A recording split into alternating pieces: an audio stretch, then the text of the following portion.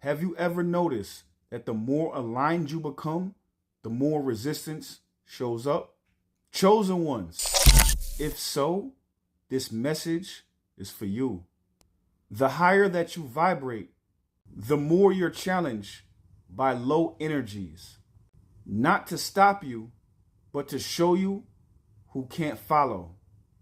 Stay tuned. Valerie, talk to him. Here's what most people don't realize. When you elevate, you don't just rise, you disrupt. Your frequency starts exposing what's unresolved, what's performative, what's built on fear. That's why resistance shows up. Not as punishment, as feedback. Lower energies don't challenge you because you're wrong. They react because they can't follow you anymore. What once drained you now reveals itself. What once confused you now makes perfect sense. So stop interpreting resistance as a sign to slow down. It's proof you've outgrown the environment you're standing in. You're not here to be understood by everyone. You're here to move forward anyway. The higher you rise, the thinner the air gets. The higher you rise, the thinner the air gets.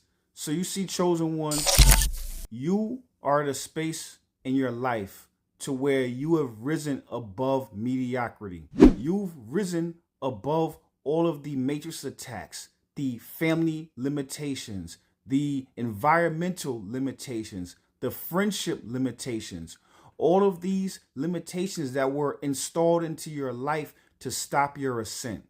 Now you're at a space to where you've ascended to a certain level to where they can no longer reach you.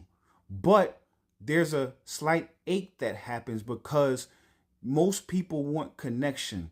And if the connection that you've experienced in your formative years no longer serves its purpose, you have to be able to shed those connections.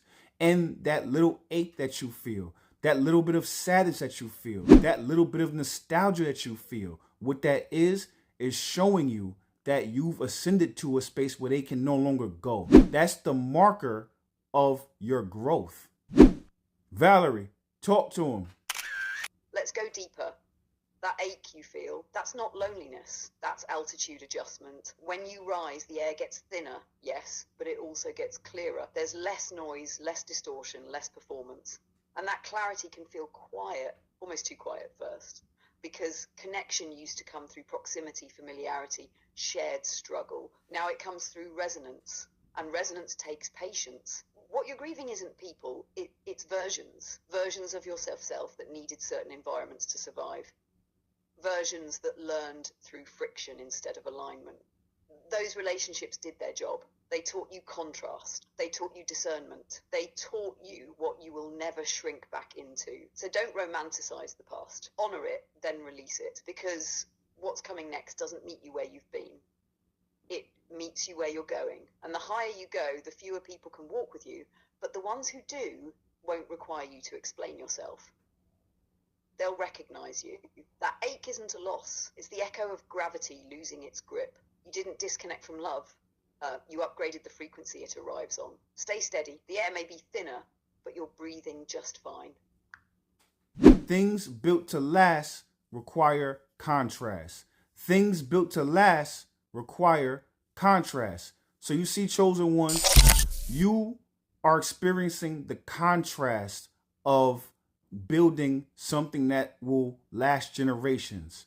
You came here to change generational trauma. You came here to break generational cycles. So what you are building in this lifetime, what you're experiencing in this lifetime is meant to last. Because of that, you have to experience contrast to understand the difference in where you were and where you're going and where you currently reside. That contrast you're experiencing isn't a bad thing. It's literally just a marker to understand where you came from, where you reside, and where you're going. And now that you're experiencing that contrast, you can decide where to place yourself in different timelines. It's almost like a tab in the book. It's almost like a bookmark to where you can decide you want to place yourself at certain points in your journey. Valerie, talk to him. Let's take it home. Contrast isn't punishment, it's architecture. Anything meant to last has to be built against pressure. If there's no contrast, there's no definition. If there's no tension, there's no strength. What you're feeling right now is the weight of something real coming into form. You didn't come here to repeat a story, you came here to interrupt it. An interruption always creates friction. That's why this phase feels stretched, why it feels like you're standing between worlds. Why the old no longer fits, but the new hasn't fully settled yet. That contrast is doing one thing, it's giving you choice with awareness. Before you moved unconsciously, now you move deliberately. You can look back without being pulled back. You can remember without romanticizing. You can revisit without regressing. That's what a bookmark really is. Not a place to stay, a place you've mastered. You're no longer trapped in a timeline. You're navigating them. And the reason it feels heavier now is because what you're building isn't just for you. It's for the people who come after you, who will never have to carry what you healed. So don't rush this contrast. It's carving clarity into your bones. What lasts generations is always forged in moments like this. Stay present. You're right on time. There's a big difference between the eagle and the raven. There's a huge difference between the eagle and the raven. So you see, chosen one, what happens is that while the eagle is soaring, the raven will come over to it and peck at its wings, peck at its eyes, try to derail its course, try to derail its ascendance.